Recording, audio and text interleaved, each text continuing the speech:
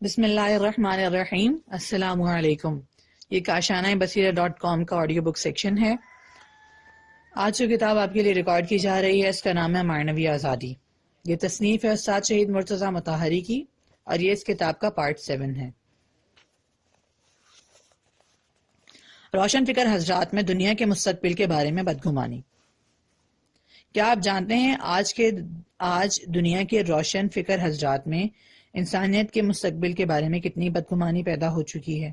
اور کیا آپ واقف ہیں کہ یہ بدگمانی ظاہری علل و عوامل کے لحاظ سے درست بھی ہے؟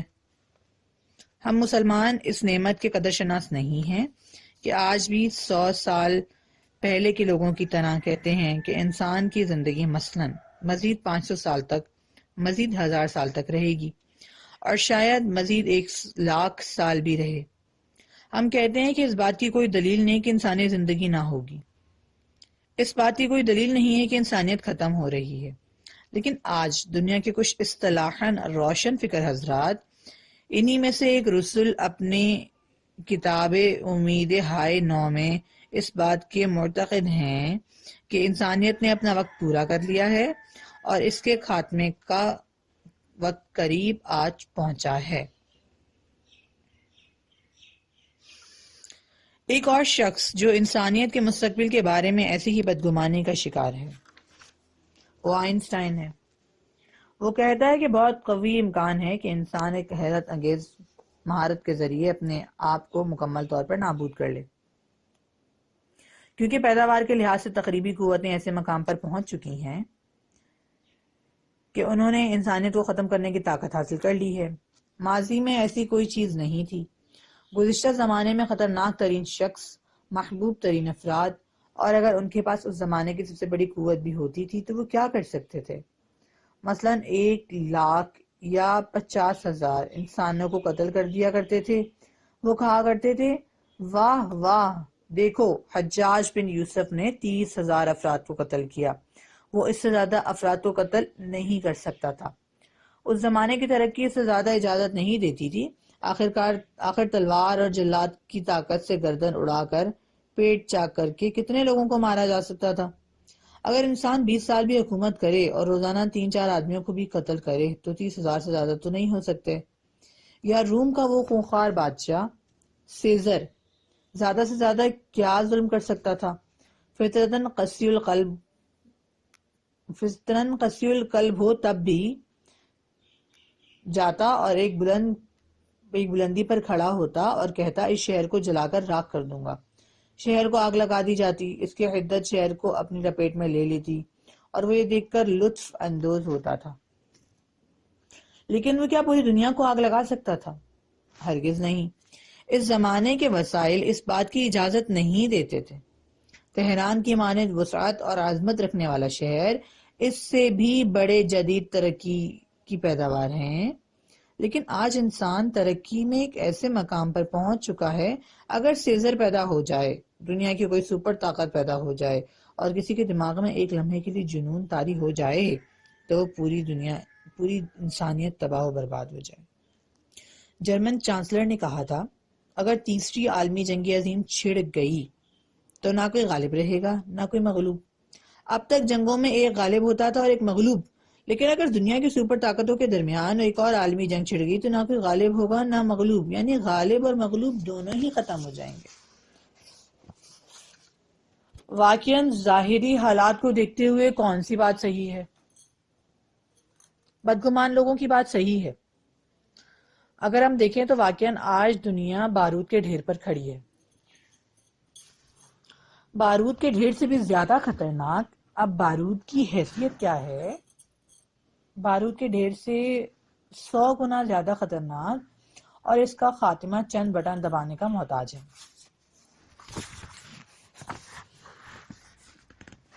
لہٰذا انہی لوگوں کی بات درست ہے جو دنیا کے مستقبل کی طرف سے بدگمان ہیں۔ سچ ہے کہ ظاہری علل و اسباب کے اعتبار سے کوئی دلیل بھی نہیں ہے کہ ہم بدگمان نہ ہوں۔ بدگمان ہونا بھی چاہیے۔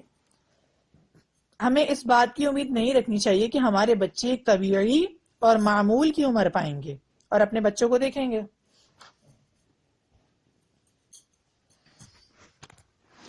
آج ہم دیکھ رہے ہیں کہ انسان چاند پر جا رہا ہے. ہمارا خیال ہے کہ وہ رفتہ رفتہ وہاں سکونت اختیار کر لے گا. اگر کسی جنونی کا دماغ چل گیا تو وہ وہاں سے زمین کو نابود کر دے گا. صرف ایک چیز ہے اور وہ دین سے حاصل ہونے والا سبق ہے. الذین یؤمنون بالغیب.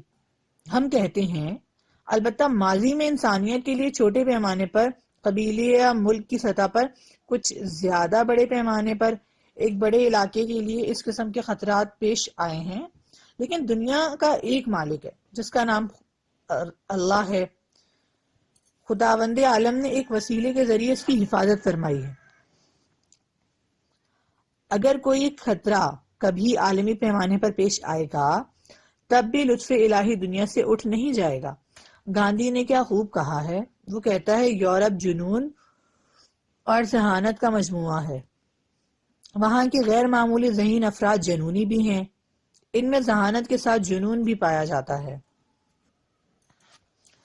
روشن مستقبل دین کی نظر میں. دین کی منطق کے لحاظ سے الذین یؤمنون بالغیب کے اعتبار سے، ظاہری اصولوں کے اعتبار سے نہیں، بلکہ دینی ذرائع سے حاصل شدہ خبروں کی منطق کے لحاظ سے ہم کہتے ہیں کہ ہمیں انسانیت کے مکمل طور پر نصیحت و نابود ہو جانے کی طرف سے کوئی کھٹکا نہیں. جو کچھ ماضی میں وقوع پذیر ہوا وہ مستقبل میں پیش آنے والے حالات کے لیے مقدمہ تھا.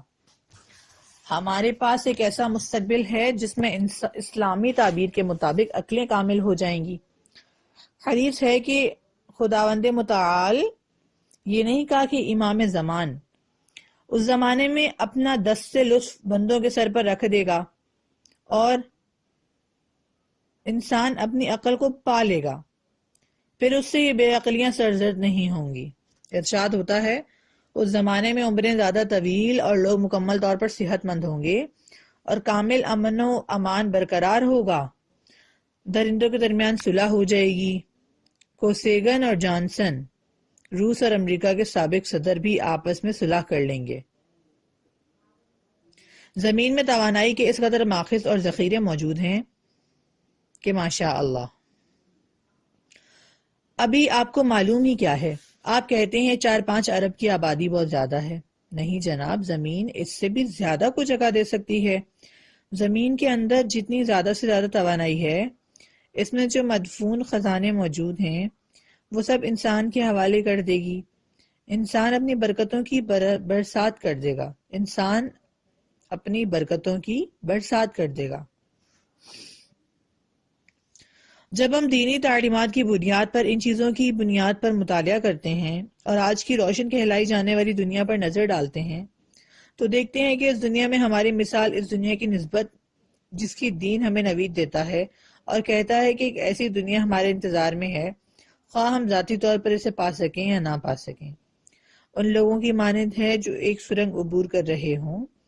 وہ سرنگ بذات خود تو تاریک ہو لیکن مصنوعی چراغ اس کے اندر نصب کیے گئے ہوں، اور جب وہ اس سرنگ سے باہر نکلیں تو ایک بہت کھلی اور قدرتی طور پر روشن فضا پر پہنچ جائیں جہاں صحیح معنی میں عدالت برقرار ہوگا، جہاں صحیح معنی میں امن و امان قائم ہوگا، جہاں سچی آزادی میسر ہوگی.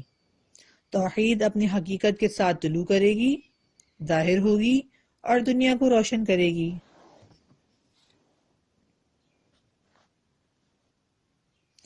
اعلموا ان اللہ یحیی الارض بعد موتها. قرآن کہتا ہے جان لو خدا اسی مردہ زمین کو بہار کے موقع پر زندہ کرتا ہے. ہماری احادیث میں اس آیت کی تفسیر اس طرح کی گئی ہے کہ یہ بات اس خاکی زمین سے مختص نہیں ہے، انسانی معاشرے کی زمین بھی اسی طرح سے ہے. اگر آپ دیکھیں ایک دن فساد پورے عالم پر چھا گیا. ظہر الفساد فی البر والبحر بما کسبت ایدی الناس. اگر پوری دنیا اسی طرح مر جائے جیسے موسم خزاں میں درخت اور پودے مر جاتے ہیں تب بھی مایوس نہ ہونا. یہ نہ کہنا کہ یہ دنیا پر خزاں چھا گئی ہے، اب کبھی بہار نہیں آئے گی. نہیں، بہار تو ضرور آئے گی. یہ ہیں الذین یؤمنون بالغیب کے معنی. غیب پر ایمان اور غیبی اور خفیہ امداد پر ایمان کے معنی۔ البتہ یہ امداد فرد کے لیے انفرادی سطح پر، ایک چھوٹی سوسائٹی کے لیے اس سطح پر، اور عالم انسانیت کے لیے عالمی سطح پر ہوتی ہے۔ مکمل عدالت، مکمل امن و امان، مکمل برکت، مکمل رفاه، مکمل آسائش، مکمل خیر اور مکمل ترقی کے ساتھ ایک واحد عالمگیر حکومت قائم ہوگی۔ اپنے آرائز کے اختتام پر ہم دعائے افتتاح کے ان جملوں کو پڑھتے ہیں جو شاید آپ میں سے اکثر کو حفظ ہوں گے۔ خدایا، ہم تجھے اس شب کے صاحب کے حق کی قسم دیتے ہیں کہ ہمیں اہل ایمان میں سے اور ان کے فرج کے منتظرین میں سے قرار دے، ہمیں دامن ولائے اہل بیت اور ان کی حقانیت پر ایمان سے دور نہ فرما، ہمیں دین مقدس اسلام کے حقائق سے آشنا فرما، ہم سب کو عمل کی توفیق اور نیت کا خلوص عنایت فرما۔ صلی اللہ علی محمد و آل محمد صلی اللہ علیہ وسلم۔ معیار انسانیت کیا ہے؟ اگرچہ میرے پاس وقت بہت کم ہے اور میں نے اپنی توانائی اور گنجائش سے زیادہ اپنے لیے کام بڑھا لیے ہیں یا حالات نے مجھ پر مسلط کر دی ہیں، اس کے باوجود جب احباب نے مجھ سے اس مقام پر ایک تقریر کا تقاضا کیا تو میں نے ان سے اتفاق کرنے کے سوا کوئی راستہ نہ پایا۔ اس کی وجہ یہ ہے کہ بیٹھنا، باتیں کرنا اور آپ طالب علموں کے ساتھ اسلامی مسائل پر گفتگو کرنا میرے لیے اہم ترین بات ہے۔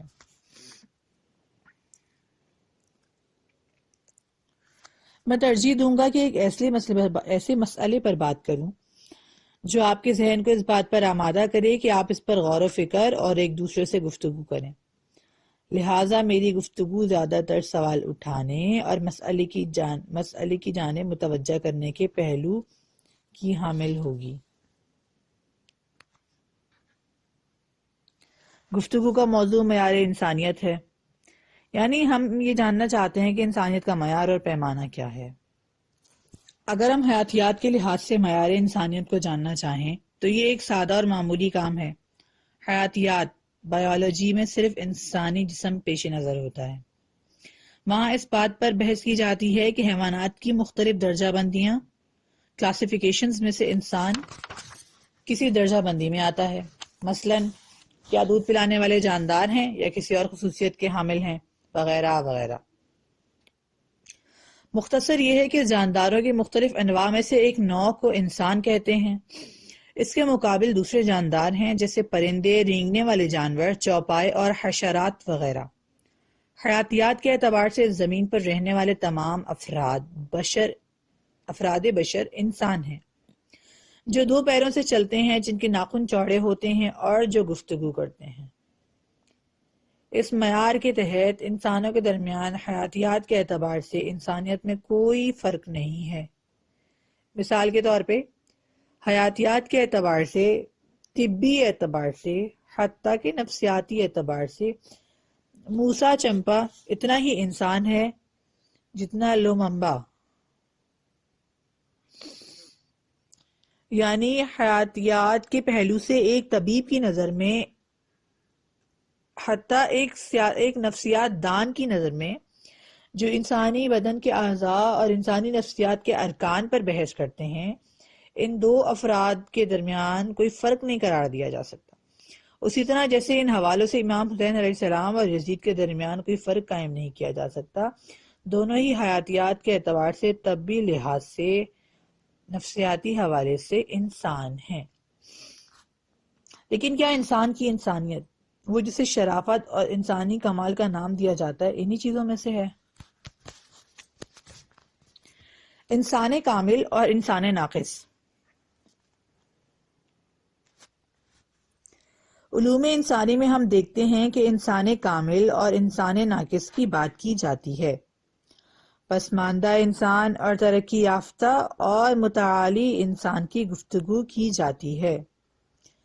وہ انسان جو انسانی علوم کے اعتبار سے، اخلاقی علوم کے اعتبار سے، اجتماعی علوم کے حوالے سے ممکن ہے کامل ہو اور ممکن ہے ناقص ہو، وہ قابل ستائش اور تعریف و تکریم کے قابل ہو، یا کسی بھی صورت میں ستائش و عظیم کے قابل نہ ہو بلکہ تحقیر کے قابل ہو، وہ کون سا انسان ہے؟ انسانیت کا معیار کیا ہے اور کس چیز میں ہے؟ مثلاً کس طرح سے ہم چمبا اور لوممبا کے بارے میں فرق بیان کر سکتے ہیں؟ ان کی کس چیز سے فرق کا تعین کیا جا سکتا ہے؟ وہ کون سی چیز ہے جو ایک کو پست، قابل مذمت، حتیٰ کہ مار ڈالنے کے لائق قرار دیتی ہے اور دوسرے کو قابل ستائش؟ حالانکہ اگر حیاتیاتی اعتبار سے دونوں کا پوسٹ مارٹم کیا جائے تو دونوں ایک ہی جیسے ہیں۔ ان کے نفسیاتی اراکین بھی ایک دوسرے کی مانند ہیں۔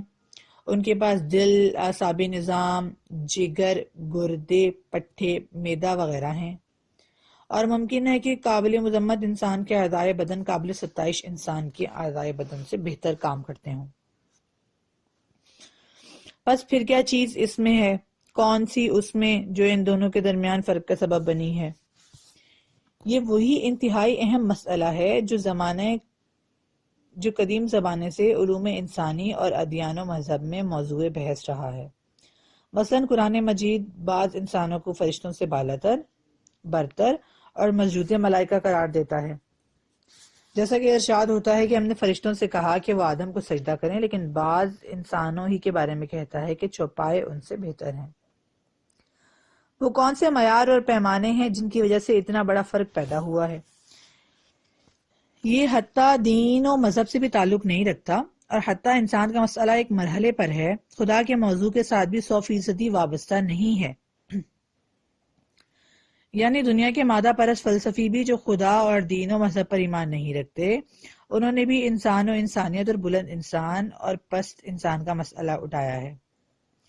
یہاں یہ سوال پیدا ہوتا ہے کہ مادی مکاتب کی نظر میں کس قسم کے انسان بلند انسان ہیں اور کون سے انسان پست انسان ہیں، اور بلندی اور پستی کا پیمانہ کیا ہے؟ یہ تھا سوال۔ اب دیکھتے ہیں کہ اس کا جواب کیا ہے۔ معیار انسانیت کے بارے میں مختلف نظریات۔ علم۔ کیا ہم علم کو انسانیت کا معیار اور کسوٹی قرار دے سکتے ہیں اور یہ کہہ سکتے ہیں کہ تمام انسان حیاتیات کے اعتبار سے ایک دوسرے کے مساوی ہیں؟ لیکن ایک چیز جو اکتسابی یعنی حاصل کی جا سکنے والی ہے، اور اس معیار کے مطابق انسانیت اور غیر انسانیت کے درمیان فرق ہوتا ہے۔ بلند اور پست انسان کے درمیان ایک سرحد ہے، اور وہ سرحد علم ہے۔ جتنا انسان کی معلومات اور اس کا علم زیادہ ہوگا، اس میں اتنی ہی زیادہ انسانیت ہوگی۔ جتنا وہ علم و دانش سے محروم ہوگا، اتنا ہی انسانیت سے بے بہرا ہوگا۔ لہٰذا پہلی جماعت کا بچہ اس بچے سے زیادہ انسانیت کا حامل ہے جو ابھی اسکول نہیں گیا۔ دوسری جماعت کا طالب علم پہلی جماعت کے طالب علم سے زیادہ انسانیت رکھتا ہے۔ اسی طرح اور بھی یونیورسٹی کے مرحلے میں جو طالب علم آخری سال میں ہے، وہ ابتدائی برسوں کے طالب علم سے زیادہ انسانیت کا حامل ہے۔ علماء اور دانشوروں میں بھی ایسا ہی ہوگا کہ جس کی معلومات زیادہ ہیں وہ زیادہ انسانیت کا حامل۔ کیا یہ بات قابل قبول ہو سکتی ہے کہ علم و دانش انسانیت کا معیار ہے؟ یہی نہیں بلکہ واحد معیار ہے۔ کیا آپ انسانوں کی تعریف یا مذمت اس کے علم و دانش کی بنیاد پر کرتے ہیں؟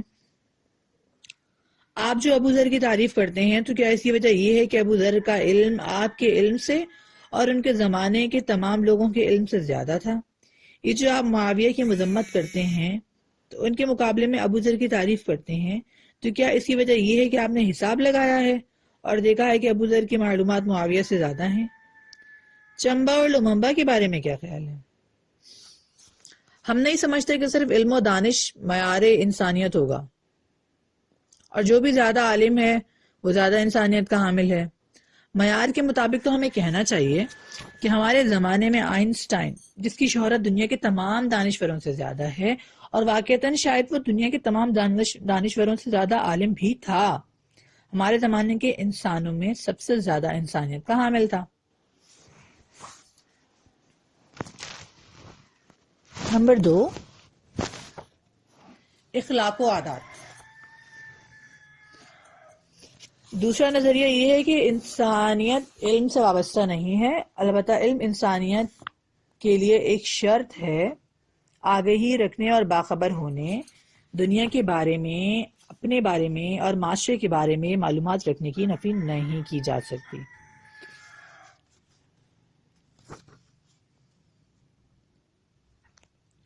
لیکن یقینی طور پر یہ کافی نہیں ہے۔ اگر اس دخل حاصل ہو تب بھی یہ انسانیت کا ایک رکن ہے۔ مزید یہ کہ خود اس کا رکن ہونا بھی قابل بحث ہے، جس پر ہم بعد میں گفتگو کریں گے۔ نظریہ یہ کہتا ہے کہ انسانیت کا تعلق علم و دانش سے نہیں، اخلاق و عادات سے ہے۔ اخلاق و عادات ایک مسئلہ ہیں، علم و دانش دوسرا مسئلہ۔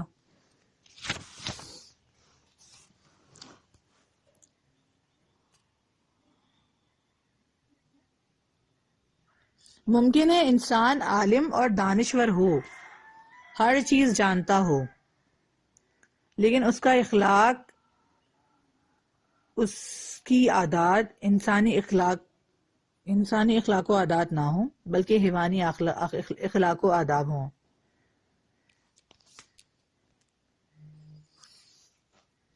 کس طرح سے ہوگا؟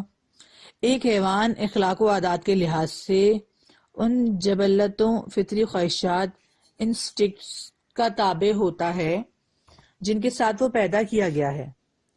جبلتوں کا جبر اس پر حکومت کرتا ہے، یعنی وہ اپنی جبلت کے مقابل ایک مضبوط قوت ارادی کا مالک نہیں ہوتا، یہاں تک کہ وہ اپنی جبلت ہی بن کر رہ جاتا ہے اور اس کے سوا کچھ نہیں ہوتا۔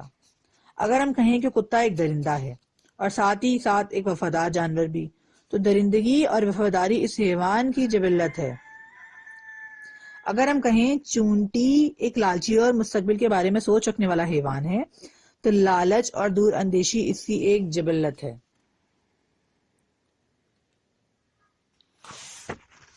وہ اسی کے تابع ہوتی ہے اور بس۔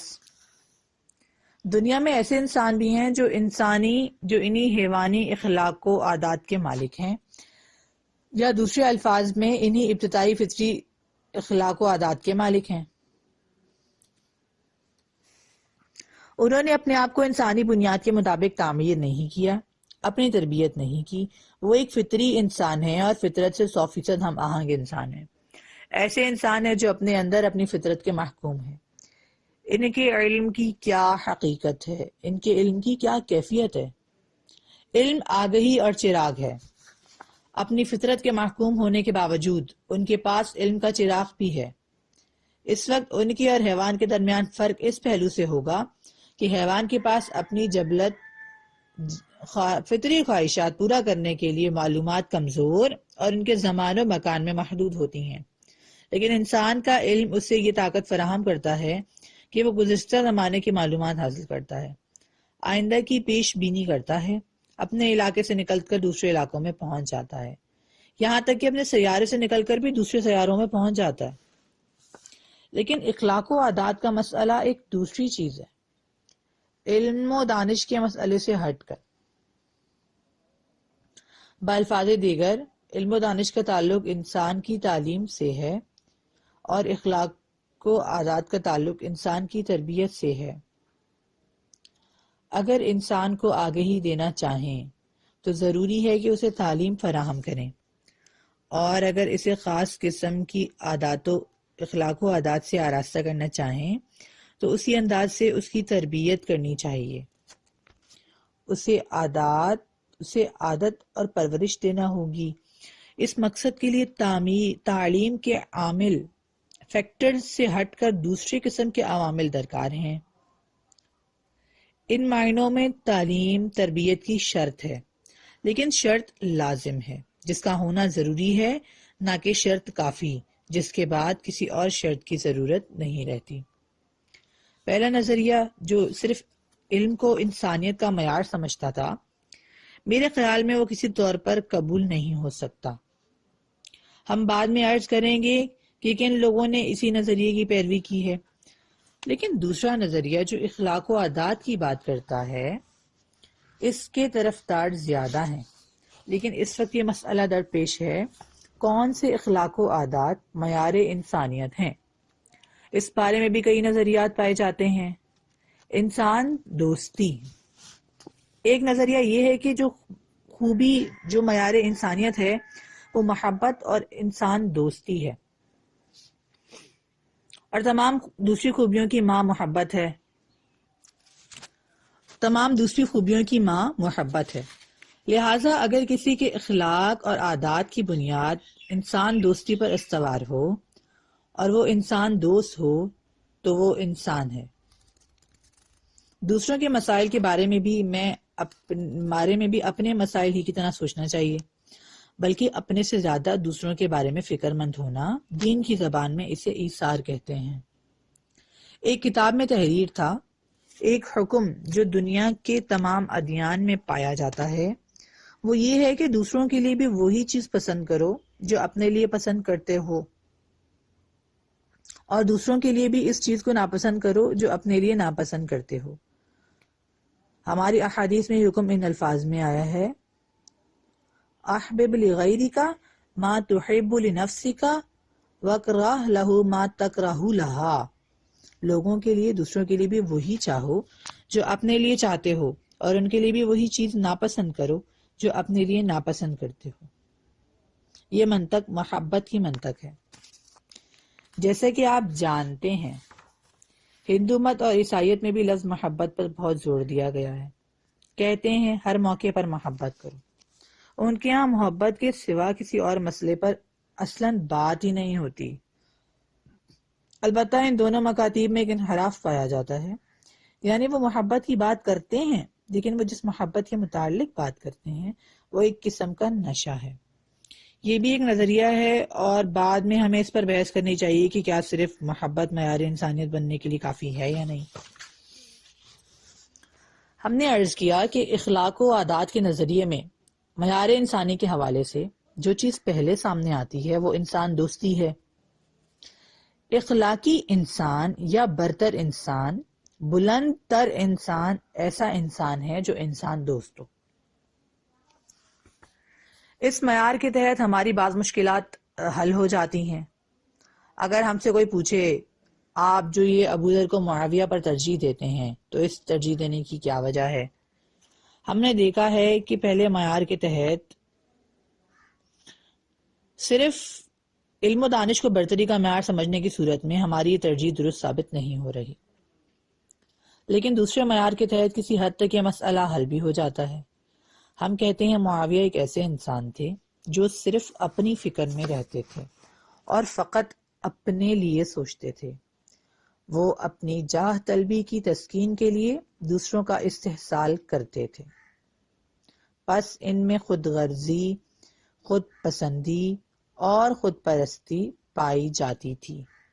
لیکن ان کے برعکس ابوذر باوجود یہ کہ ان کے تمام امکانات فراہم تھے اور یہی معاویہ تیار تھے کہ ان کے لیے زندگی کا بہترین ساز و سامان فراہم کریں، لیکن صرف اس لیے کہ معاویہ نے عوام کے حقوق کو پامال کیا اور اس لیے کہ وہ ابوذر دوسروں کے مسائل کی فکر کیا کرتے تھے، لہٰذا انہوں نے معاویہ کی مخالفت کی، یہاں تک کہ انہوں نے اس راہ میں اپنی جان کی بازی لگا دی اور جلا وطنی کے مقام رباطہ میں تنہائی اور غریب الوطنی کے عالم میں جان دے دی۔ بس یہ جو ہم ایک انسان ہونے کے اعتبار سے ابوذر کو معاویہ پر ترجیح دیتے ہیں، اس کی وجہ یہ ہے کہ معاویہ کو صرف اپنی فکر تھی اور ابوذر دوسرے انسانوں کے لیے سوچتے تھے۔ ہم کیوں علیہ السلام کو ایک کامل انسان سمجھتے ہیں؟ اس لیے کہ وہ معاشرے کے دکھ درد کو محسوس کیا کرتے تھے، اس لیے کہ ان کی میں ہم میں تبدیل ہو چکی تھی، اس لیے کہ ان کی خود ایسی خود تھی جو تمام انسانوں کو جذب کر لیتی تھی۔ وہ دوسرے انسانوں سے الگ تھلگ ایک فرد نہیں تھے، بلکہ وہ واقعاً اپنے آپ کو ایک بدن کا ایک عنصر، ایک انگشت، ایک عصب محسوس کرتے تھے کہ جب بدن کے کسی ایک مقام پر کوئی تکلیف ہوتی ہے تو وہ عضو بھی بے چین و بے قرار ہو جاتا ہے، اور یہ خود انہی کے الفاظ ہیں۔ 20ویں صدی میں ہیمنزم ہیومنزم کے فلسفوں کے یہ کہنے سے پہلے ہی علی علیہ السلام نے یہ الفاظ دیے تھے۔ جب انہیں معلوم ہوا کہ ان کے اہلکار ان کی جانب سے تعینات کیے گئے گورنر نے ایک ایسی دعوت میں شرکت کی ہے تو آپ نے اسے ایک عتاب آمیز خط لکھا۔ یہ خط نہج البلاغہ میں موجود ہے۔